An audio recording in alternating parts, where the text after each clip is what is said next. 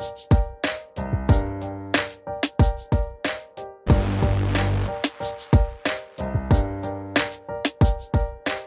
and welcome to episode 393 of the Money to the Masses podcast with your resident expert, as always, Damien Fay and me, Andy Leakes. Damien, welcome back. What a week, eh? What a week. Has been busy. I mean, we've got the autumn statement in there, which always makes it a bit mental. I mean, I've done a couple of pieces for the press this week. The Mail on Sunday and the Observer / Guardian. I did some pieces. One of those centred around the autumn statement, actually. So if you get those papers, you'll probably see me in there today. But it's been really hectic in a positive way, because it means we're getting out there and doing things and the Money to the Masses names getting out there. But far more importantly than any of that, I just want to talk about the podcast meetup again. So don't forget, Thursday the 8th of December, we are going to be going to central London near Leadenhall Market. So the exact pub will decide, but Leadenhall Market, if you go there, is covered over with numerous pubs within it. So keep an eye on moneytothemasses.com/event and our socials, and we'll decide which pub it will be. But on the 8th of December at 6:30, you can get there a bit before. We'll probably be there before 6:30, but get there, meet me, Andy, and the team. I can confirm the team are coming. So I know at least Lauren and Harvey will be there. So please make sure you come along and say hello. If you've ever found anything useful that we do, and I know that many of you enjoy the stuff that the team does as well to contribute towards the show, it would be great to see some of our female followers as well. So don't think it's just a bunch of blokes meeting up in a pub, because it's certainly not. And don't just think that other people will come. We do want to meet everybody. So if you're going to come, let us know so we can look out for you. But please make sure you do come, because it'd be wonderful for the team to see people out there who listen and read the content we do. Because you have to remember, we put this out, and I think Andy worked it out one day. I think we get more people going every week to listen to Money to Masses than actually fill Watford's football stadium. But we never get that perception, because obviously we record this in a studio in the offices. So I'd really like the team to get some feedback, because it's really motivating. And it'll be really lovely to see people of all ages, and like you say, female listeners too.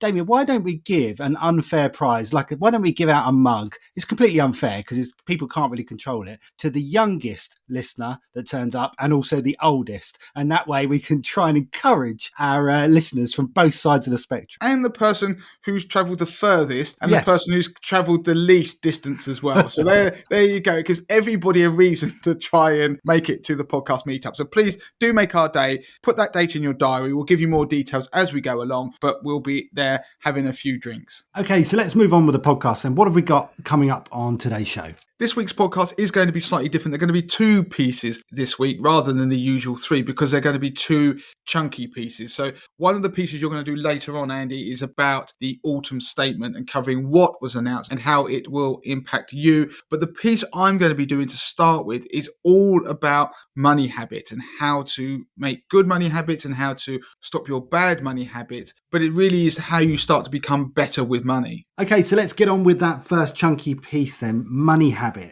Yeah, so this is going to be a piece that I think people will refer back to, because it covers how to be better with money and things that I've learned myself. Now, last week's podcast, I talked about why we should talk about money. And one of the things is because you keep learning. And this piece is inspired by a book that I read in the last couple of weeks. So it's one called Atomic Habits by James Clear. And it's all about how to build and break habits. So how to build good ones and how to break bad habits. And it's aimed at every part of your life. So how to be able to achieve things that you would like to achieve in your future. And the premise of the book is you can achieve some amazing things by making small changes to your life. And it's by sometimes reading and learning, taking other ideas, that you can then assimilate that and reflect upon it, and then can inspire you to take that and put your own spin and learnings on top of that for the benefit of other people. Now, one of the most popular podcasts that we've done in recent history was podcast 355, and it was called The Difference Between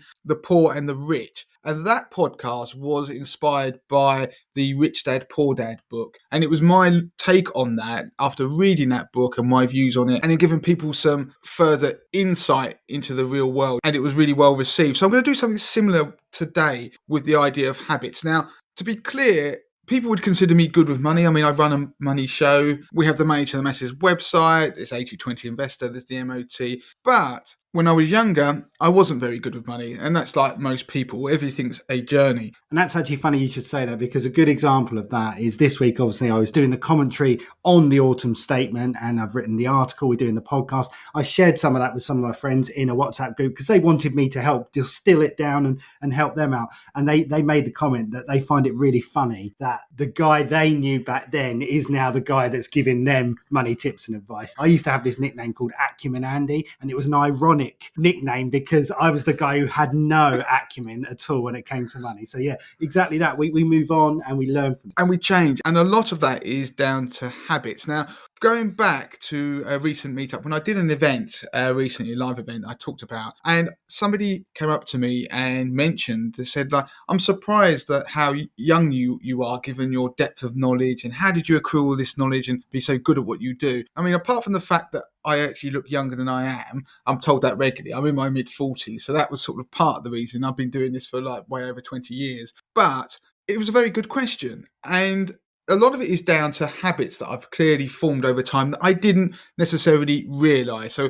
what suddenly made me go from being not particularly great with money to being good with money? So the first thing I want to do is just highlight some of the principles that are in that book that I mentioned, and go and read it, go and download it on Audible if you want to. I have to say, Audible is one of my favourite formats for consuming books that are about business. I can listen to them at twice speed because a lot of the principles are reiterated a lot, so you can get through it very quickly. So if you listen to a podcast, I do suggest you probably like Audible as a means to consume books. So James Clear came up with 4 simple principles to create good habits, and they were that you make it obvious, you make it attractive, you make it easy, and you make it satisfying. Now, just to run through a bit more detail on each of those, then to make it obvious, it was really about designing your environment to make the cues of good habits obvious and visible. Now, to give you a well-known example, the case of where if you put a bowl of fruit in an office rather than a bowl or packets of biscuits, then people will start to eat more fruit. It's not because they suddenly become more healthy, it's because the choices are there and they're easier. So it's one of the tips you also see on these healthy eating programs, to put fruit more visible around your home rather than putting it in cupboards. So the second rule, or the second law that he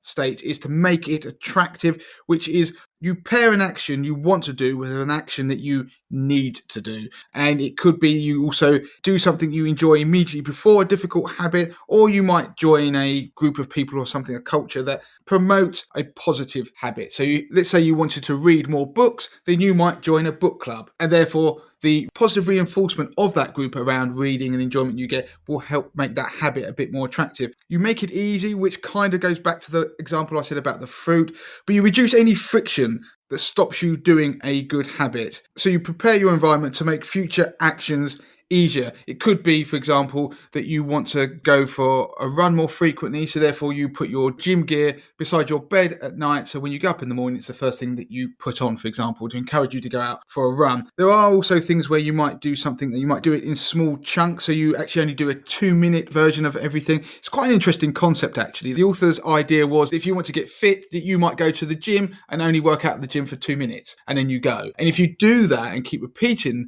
the habit is actually going to the gym, not the exercise, because you want to go to the gym more frequently. Then what will happen is you have a new habit of regularly going to the gym, and those 2-minute exercise intervals will actually end up becoming longer and longer because you'll think, while I'm here, I'm going to exercise for longer. So you end up formulating a very positive habit, which is just getting you to go to the gym. The final law is that you make it satisfying, when you do things that you give yourself an immediate reward when you complete a habit, because immediate rewards always are more attractive than long-term ones, which is just human nature. That's the way we're programmed. And you can do things like try and track how your habits going, and also try and do streaks. So we are all addicted to doing things in streaks. It's why games and things are designed for you to keep trying to make you get rewards if you do something every day. So it could be people who go on these gambling sites where they get a reward or a bonus each day if they go on there. They know the power of habit by making you go on and log on to get those rewards. So that is the framework of how you can make good habits, and you can start to apply that to any area of your life. Conversely, if you want to break a bad habit, you do the opposite. So you would remove the cues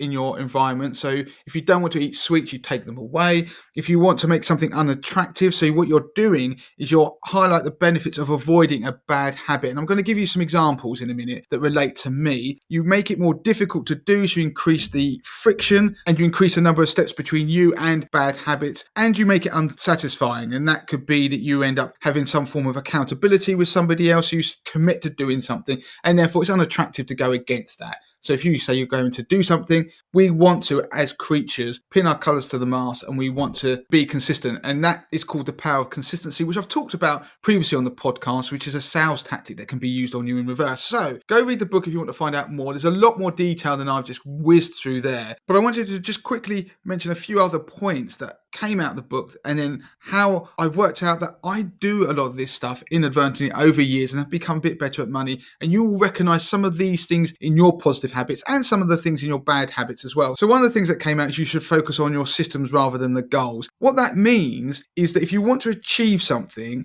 then the system that you put in place to help you is the progress, whereas the goal is just the direction of travel. And people can have the same goal, but some people achieve it and some people don't. If you want to be an Olympic gold medalist, then some people achieve that, but many people don't. It isn't the goal that defines whether you actually achieve something. We just think it is, because the only people we ever see who actually achieve these things, it's that survivorship bias that I talked about on a previous podcast. You only see the people who put in place systems and habits that allow them to achieve that. So it could be an athlete, taking that example of a gold medal, their habits of getting up and working out and training every day repeatedly over many, many years. They therefore have a habit which enables them to get better incrementally over time by 1% a day, whatever it might be. Those small compounding effects therefore give huge outsized results. And if you want to be rich, for example, you need to invest regularly. It could be in passive funds, it could be automatically done. So all of these things are taking some of those rules and applying them to achieve something in the long run. And of course,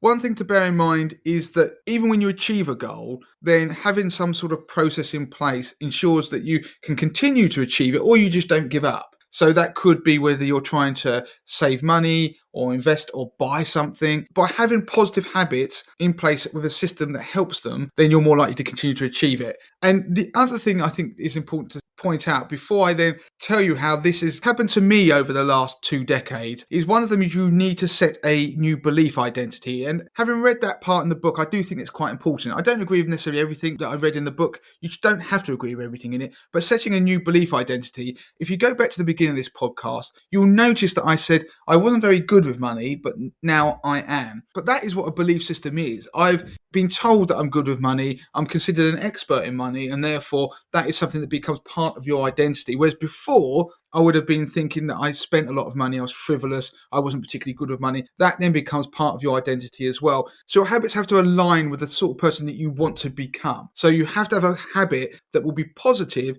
that enables you to become someone who might be a saver rather than a spender. So let me just go through some of the things that I've realised that I now do that I thought probably lots of people did, but they clearly don't. And it's become habit. So the first thing is, I want to answer that question of how I became good with things like investing. Given that I did work in the city and my job was to build investment portfolios, but lots of people's job is to do that. And why did I become so focused and could do shows talking about where markets were going? And the answer I've realised now is because of a habit that I formed where I would go and read the FT every day for 2 minutes. I wouldn't read the whole thing. I would go and find the market section of the FT, and you'll see all these charts with data and share prices, but there is always a summary, or there always used to be a summary in there of what's going on in markets during that day. That would take me no more than 2 minutes to read. But now you obviously can get it online and it's updated throughout the day. So what I did is I actually, now looking back, had a habit which was made easy because I could do it in under 2 minutes. So going back to that making it easy rule,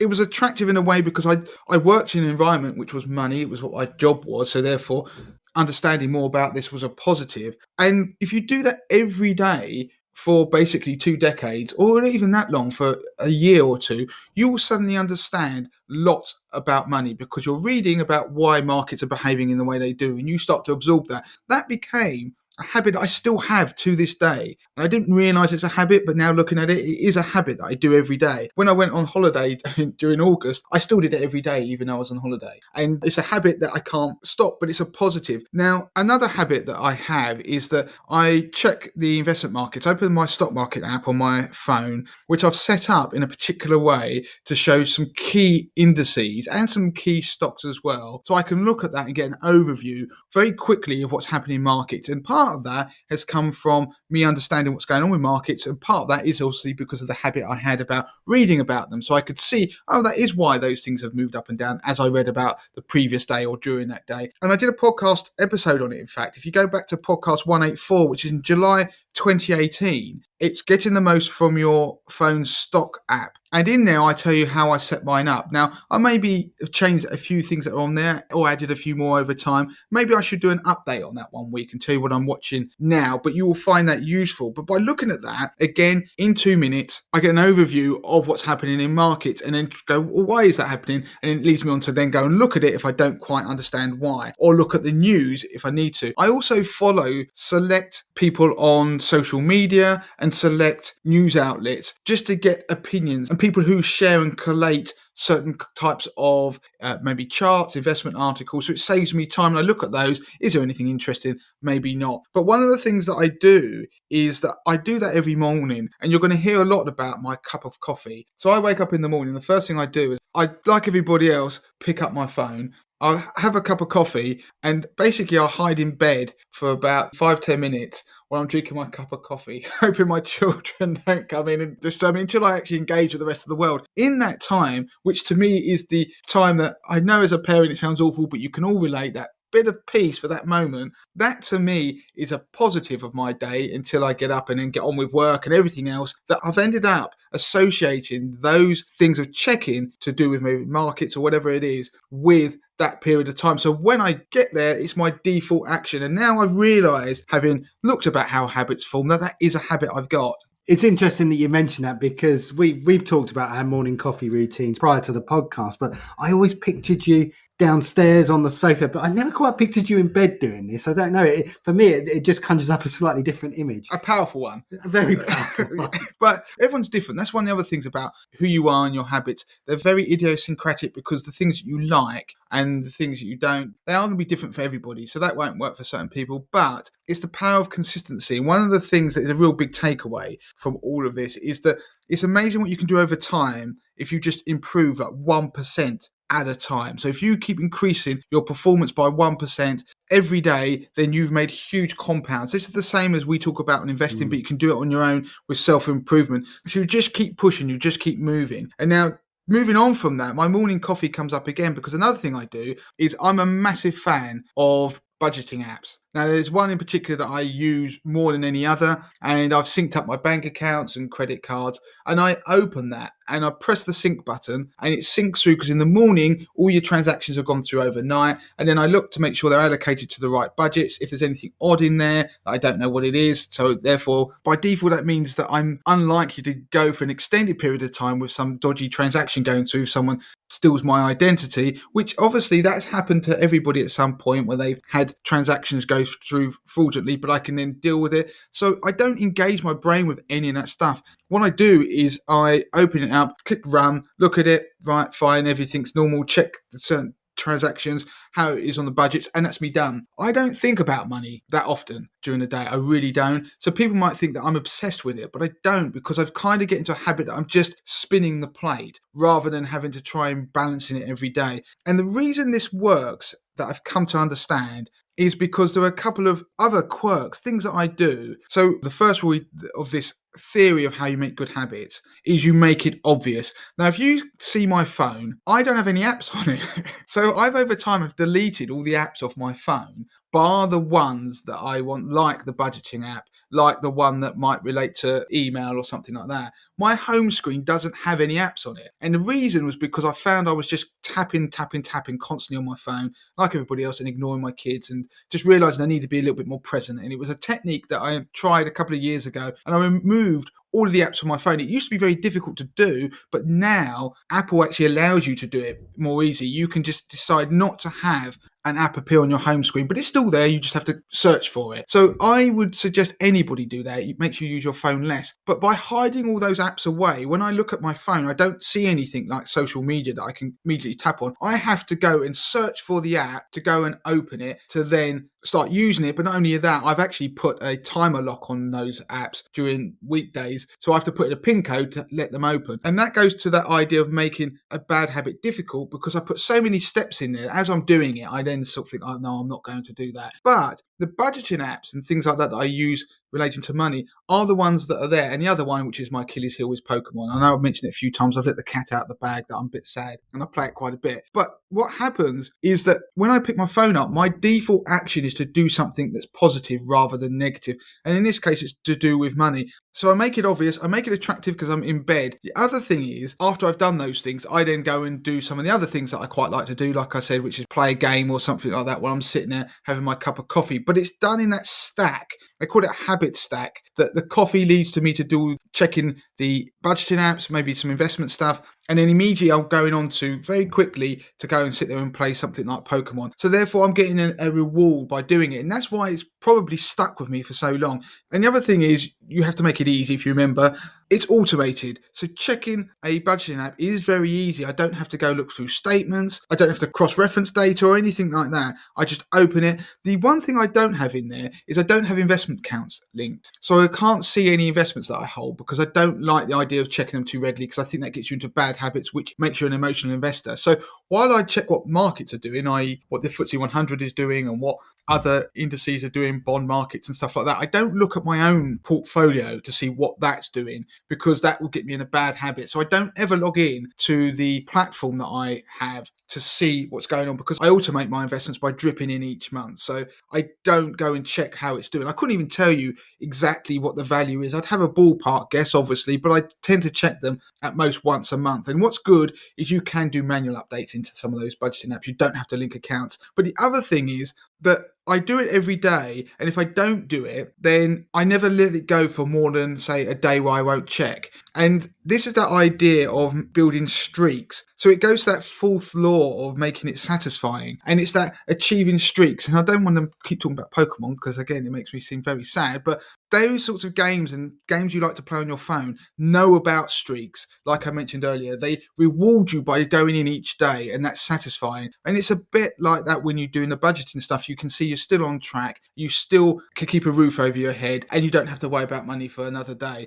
That sort of thing is very rewarding. And so by doing that, I've inadvertently created this way of maintaining my money, which is very automated. I had thought about doing a whole podcast about how I automate my money, but interestingly, this is kind of letting some of the cat out of the bag. Now, one of the things I want to talk about as well is budgeting. So I was a spendthrift before, but now I obviously save and invest. If you see me, I don't value things like clothes and labels and all that kind of stuff. I would have done when I was younger. I did, but I don't now. And you'll see that yourself when you come to the podcast meetup. I was thinking you might say that, Andy, but you probably will. No, luckily my wife makes sure I don't look a complete mess, because obviously I've got to still do videos for Money to the Masses. We want people to watch them. But one of the things that with budgeting is, again, it's changing that mindset, making it more attractive. So rather than being a budget, it's a spending plan. So each month, and in particular with the cost of living crisis, just like everybody else, money is becoming tighter. So what I do in my household, my wife and I sit down and we go, what have we got planned this month?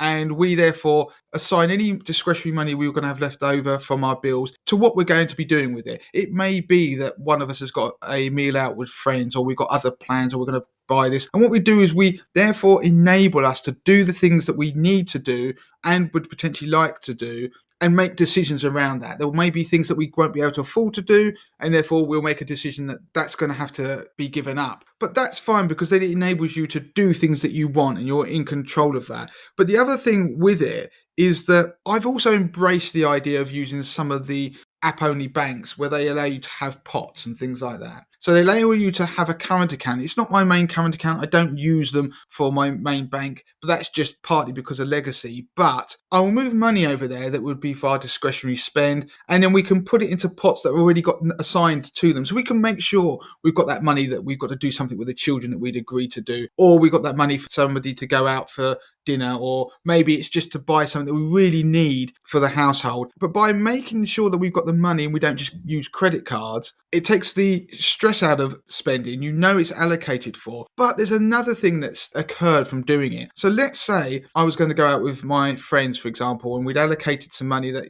I could go down the pub with Andy to have a couple of drinks or go out for dinner. The thing is, if I don't spend all that money that had been allocated for that meal out, what I do, because it was allocated for that evening, it therefore goes into the pot that means I could go out another night because it was already allocated to have been spent. And what I've found has happened is that I am much more, not frugal, but I place value on things a little bit more in that regard. And so what I'm doing is actually finding out I'm going out a bit more, but I'm spending a bit less on each occasion. So I'd rather go out with Andy 2 nights rather than go out for just one, because going out for 2 nights is more fun than going out for one. It doesn't mean that I have to drink loads of alcohol in one particular outing. We could just spread it over a couple of nights. And that is what the value element is. And when I've found I've got into a good habit that therefore sometimes I don't even then use that money on a subsequent night or whatever. But what is interesting, it goes back to that instant gratification, because by not spending money, the instant gratification is that not I'm getting better with money in the long run or going to be wealthier, it's that I get another night out. And for me personally, going out with a friend or family member or something like that, or doing something with the children,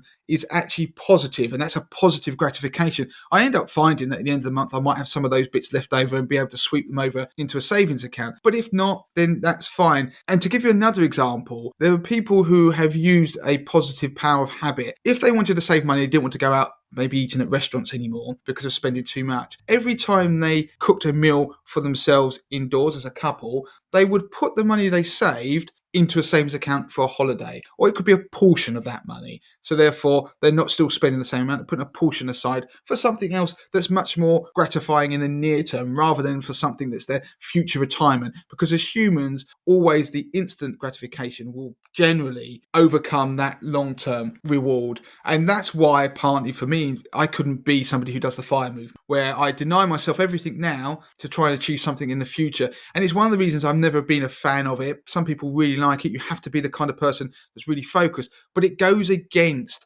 what making good habits is, because as humans, you've got to make a habit positive and it's got to be attractive. Eventually, you may be the person that finds that kind of frugality as a positive feedback. It's down to the individual. But the issue is, for a lot of people, and I'd argue most people, it would be almost impossible for them to make a positive habit of doing that, because it goes against the kind of person that they are and the person they want to be. So you have to remember, it's very idiosyncratic. The other thing I just want to throw in there that I've been doing over the years, and it's helped, is I have 0 spend days. So we'll do a period where you just don't spend any money. It isn't always said as a household, we're going to spend no money today. But the idea being that if we don't spend any money for a day, that's a positive. If I can get through a weekend where I haven't had to spend money, that to me is really positive in this environment, because we've got more money there for if we need it later in the month. But what it also does is, now with hindsight, I've realised that 0 spend days actually work because they break the habit of spending. Because if you break a habit where you spend money every day, then it means that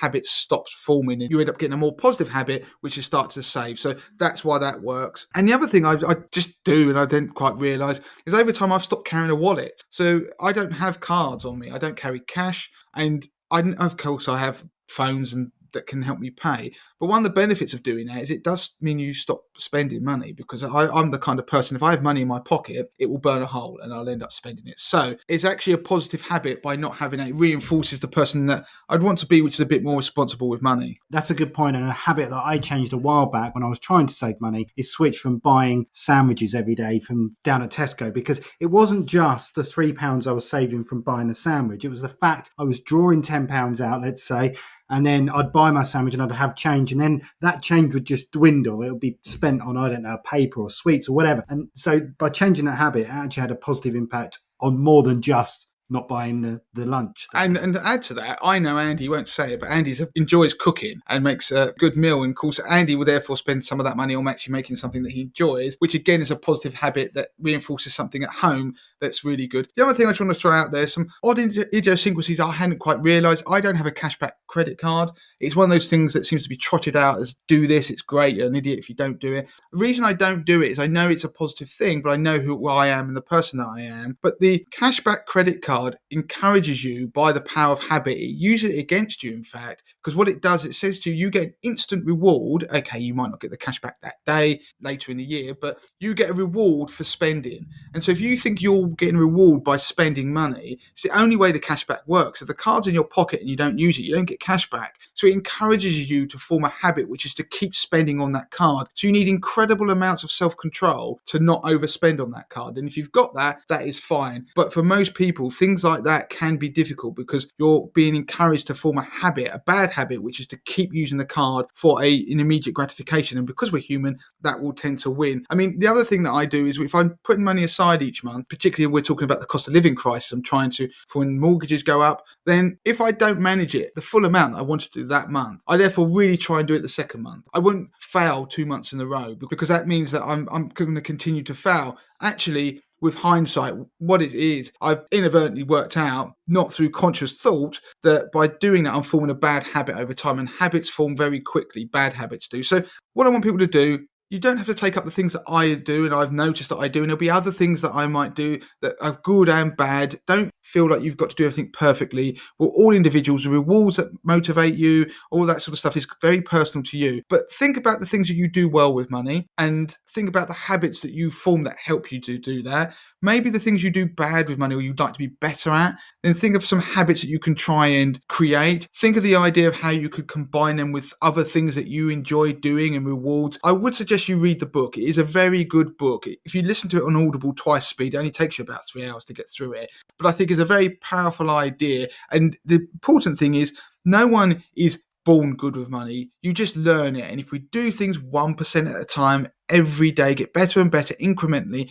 it's like compounding. It's the exact same thing. You'll become good at something. In fact, you'll become an expert at something. And who knows, you'll end up one day maybe talking on a podcast, telling everybody else about money. Okay, so that's enough of me talking. So Andy, you're going to do a piece now on the autumn statement that was announced on Thursday. Now, of course, with the usual caveats, we could be doing another show in a couple of weeks if recent history is going to be archived, saying that everything has changed. But hopefully the government's learned its lesson and we won't be doing it. So Andy, you're going to give us a quick run through of what was announced and how it's likely to impact people. That's right. So Chancellor Jeremy Hunt came out and he was quite clear in what this statement was all about. It wasn't going to pull any punches. This was about stability and growth. And Rishi Sunak backed that up by saying that this statement was all about putting the economy back onto a positive trajectory and to try and restore our fiscal sustainability. Now, what does that actually mean? What I've done is I've gone through everything that they said, and there was a lot that was announced, not just in terms of changes that were happening, but also future things that were going to happen in terms of investment. But I've distilled it down to the main takeaways so you can work out how this latest budget affects you and your finances. Okay, so let's start with taxation. And the headlines here are that there's going to be no tax increases, but of course that's not strictly true, because what's actually happened is the government have introduced what we like to call as a stealth tax, which is effectively freezing the thresholds on most of the main income tax bands, so that what actually happens in real terms is as wages go up, more people start to pay more tax, they creep into higher tax bands, and people who previously didn't pay any tax, who are now earning more, are suddenly paying tax. So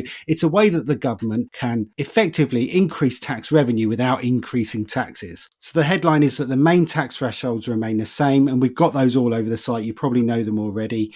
But the additional rate of tax, the highest tax band, which is the 45% tax band, has actually been changed, and that's been reduced. So previously you would only pay the top rate of tax, which is 45%, once you earned over and above £150,000. Well, that's been reduced down now to £125,140. So what that means is anyone earning over £150,000 will be paying just over £1,200 a year extra in tax, and anyone now earning over £125,140 will fall into the higher rate of tax, the 45% tax bracket. I'm going to be whittling through a lot of this rather quickly, so just to remind you that all of this is in a nice, easy to read, succinct article with links to all of the changes, and that we put in the show notes as usual, and you can find it as well on the Money to the Masses website. Staying with tax then, let's move on to capital gains tax. The annual exemption amount for capital gains tax is to be cut from 12,300 to 6,000 in April 2023, so from the next tax year, and then reducing to 3,000 the following tax year from April 2024. Stamp duty has reared its head again. Now, this is an ongoing saga, it seems. So back in September, Kwasi Kwarteng announced a change to the thresholds in which stamp duty becomes payable, increasing those thresholds from £125,000 up to £250,000, which effectively meant that anyone buying a house based on these new thresholds for over £250,000 would be saving £2,500 in effect. Well, it's been changed again. So from the end of March 2025, it will revert back to the old thresholds, and we've put a link on the article to details on what those thresholds will be, but effectively it's just reversing what Kwasi Kwarteng did do in the original mini budget back in September. A couple of other quick taxes just to mention: electric vehicles from April 2025, electric vehicles will no longer be exempt from vehicle excise duty, so that's one to keep an eye out for in the next couple of years, especially if you're considering going down that route. And finally, windfall tax, just one to mention there, doesn't really affect us as individuals, but the government has confirmed that the energy profits levy will mean that energy companies that make extraordinary profits must pay an additional 10% in tax. So it was previously 25%. They're now being told that they're going to have to stump up 35%, and that will run until 2028. So let's move on to energy, and the energy price guarantee was what everyone was looking for to see what the changes were going to be, if any. And Jeremy Hunt announced that the energy price guarantee is going to be extended by 12 months. Now, if you remember, the guarantee is that for the average UK household, the government caps the amount that you pay per unit of electricity and gas. And there's some crazy workings and numbers in there, but what it effectively boils down to, the headline is that the average UK household will not pay more than £2,500 per year for their energy. That's going to remain in place for a further 12 months. So it was due to end at the end of March 2023. That's going to go on for another year now, but that cap has been raised slightly, so it's no longer going to cap it at 2,500 for the average UK household. It's now going to be 3,000. Moving on to state benefits, lots of increases across the board here, which is what people have been calling for, and so it's been largely well received. So inflation-linked state benefits are going to be increased by the Consumer Price Index confirmed figures in September of 10.1%. So that's going to be across the board for all inflation-linked state benefits will be increased from April 2023. The benefits cap has also been increased, and that is the total amount that either a family or an individual can claim. So previously a family could claim £20,000 in benefits. That's been increased to £22,000.20. If you're in Greater London, that's slightly more. It's been increased from £23,000 to £25,323. And if you're a single adult, the benefits cap has been increased from £13,400 to £14,753. And again, this is to reflect the massive rise in the cost of living, with inflation hitting that sort of 10-11%. Good news for those on benefits.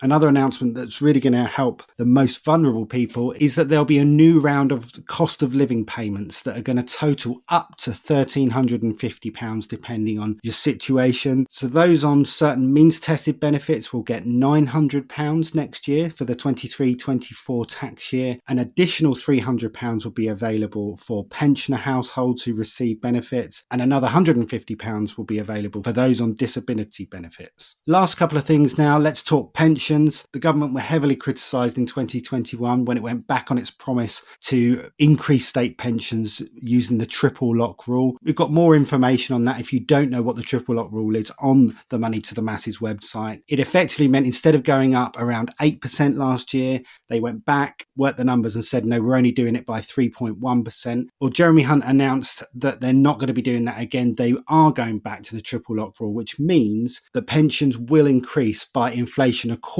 to the Consumer Prices Index, which again is that 10.1% figure. What that means is if you reach state pension age before 2016, you'll see an increase of £14.33 a week, about £800 a year. And if you reach state pension age after 2016, then you'll get an extra £18.70 a week, which equates to about £980 a year. Good news for pensioners. And finally, just to wrap this up, national living wage and the national minimum wage has been increased roughly by inflation. The figures are slightly different depending on the rates, depending on how old you are. So just a reminder, the national living wage is the minimum amount per hour that you should earn if you're over 23. There's then a number of different rates for people under the age of 23, which is called the national minimum wage. There's a range of numbers in there, but the highlight is that those over age 23 will see a 9.7% rise to their minimum wage, meaning it's gone from £9.50 per hour minimum to £10.42 an hour. And that means that someone who does full-time hours on the national living wage will see an increase of approximately £1,600 per year. Again, good news. But the thing is, these things are only just barely keeping in line with inflation. So it's good to see they're doing it, but they could, of course, do more. Damien, that's the roundup. Lots in there, but again, people can look at the article to read through the details behind it all. Yeah, and what was interesting, I was actually asked by one of the papers, particularly how would it impact maybe young people who are in their teens and 20s and who might be renters. And given I had to do that immediately after the budget, I might as well just explain on the podcast, in fact, that